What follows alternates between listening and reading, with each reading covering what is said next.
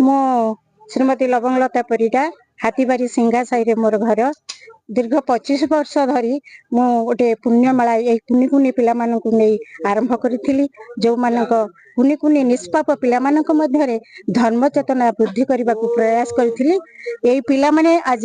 युवक होती समस्ते सहयोग मोर ग्रामवासी माने भाई भौणी माने माँ मौसी समस्ते मते सहयोग कर जोटा कि आज से पुण्य मेला कार्तिकेश्वर पूजा रे भी सामिल है मोर